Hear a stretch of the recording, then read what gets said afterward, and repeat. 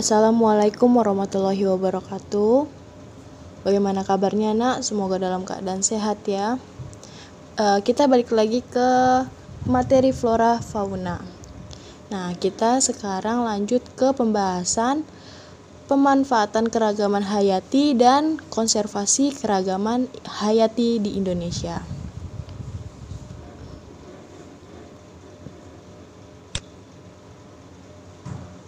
Pemanfaatan keragaman hayati.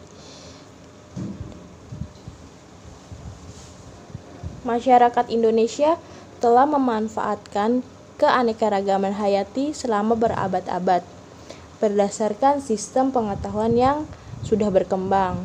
Nah, apa saja yang masyarakat Indonesia manfaatkan dalam keragaman hayatinya, yaitu ada sumber pangan, bahan baku jamu atau obat-obatan, bahan baku industri, minyak dan lilin, kerajinan dan hiasan, serta objek pariwisata, penelitian dan pendidikannya.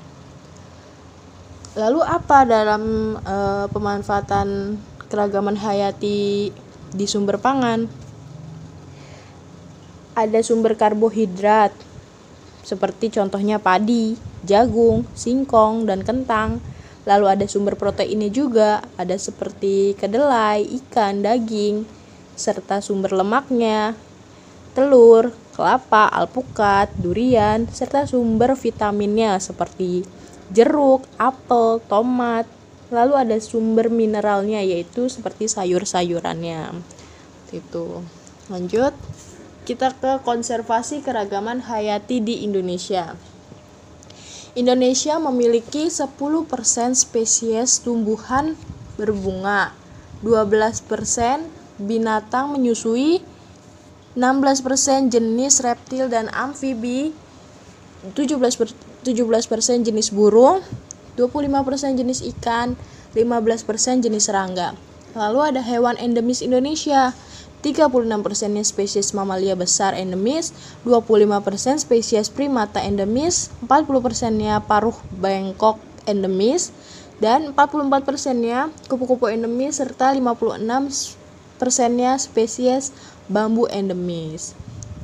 Pemilihan kawasan konservasi itu didasarkan ada 3, dari kekhasannya, keterancamannya, dan juga kegunaannya. Nah, ngomong-ngomong nih ya, konservasi itu apa sih? Nah, konservasi itu artinya pelestarian atau upaya perlindungan. Jadi, konservasi keragaman hayati di Indonesia yang dimaksud adalah usaha pelestarian flora dan fauna di Indonesia.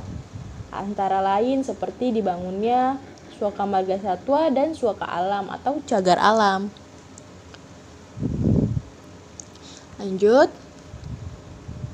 Nah, berdasarkan Undang-Undang Nomor 26 Tahun 2007, kawasan yang dilindungi atau dikonservasi bagi pelestarian alam terbagi ke dalam 2 kelompok utama, yaitu ada kawasan suaka alam dan kawasan pelestarian alam. Nah, kawasan suaka alam terdiri dari cagar biosfer, cagar alam, dan suaka marga satwa. Sedangkan kawasan pelestarian alam terdiri dari taman nasional, taman hutan raya, taman wisata alam, dan kebun raya dan kebun binatang.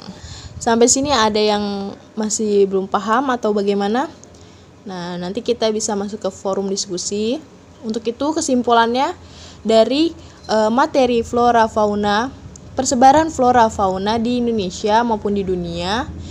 Yang pertama, persebaran flora dan fauna di muka bumi itu berbeda-beda. Dan yang kedua, flora dan fauna Indonesia sangatlah beragam. Yang ketiga, kawasan konservasi flora dan fauna terdiri atas suaka alam, cagar biosfer, cagar alam, suaka marga satwa, taman hutan raya, kebun binatang, dan kebun raya. Nah, ini ada latihan soal. Oke, nanti akan Ibu cantumkan di Google Classroom ya. Kalian bisa mengerjakannya. Sekian pembelajaran hari ini tentang bab 2, yaitu persebaran flora fauna. Kurang lebihnya mohon maaf. Wabillahi taufiq walhidayah. Wassalamualaikum warahmatullahi wabarakatuh.